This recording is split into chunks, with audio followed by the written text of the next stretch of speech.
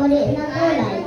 Naroon si kalabasa na may kakaibang tamis, si kamatis na may puti, si labanos na lapis sa kapitian, si liya na may natatanging sa anghang, si patola na magandang pagkapantay ng gaspang, magbalak si sipuyan na may manipis at nakakaiyak na balat at si talong na may malalim na lila ang bote lahat ay natatami at may kakaibang mais, mamalaki, malipad, kayang praya. Siyang praya ay may napakaputlang balat at ang lasang hindi maliwanag.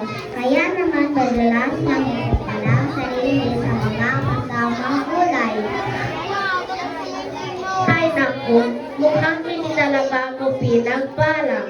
Ang pangit ng balat ko. Walang lasa at nakakatakot pa. Samantalang sila ang gaganda ng kutis nila.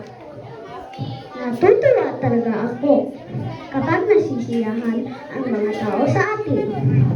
Ang laki na sustansyang na ibibigay at naitutulong natin sa kanila. Oo na!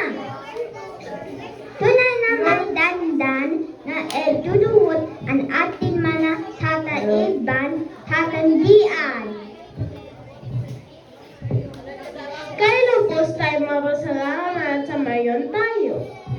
Tingnan niyo si Palya, labi ng malungkot.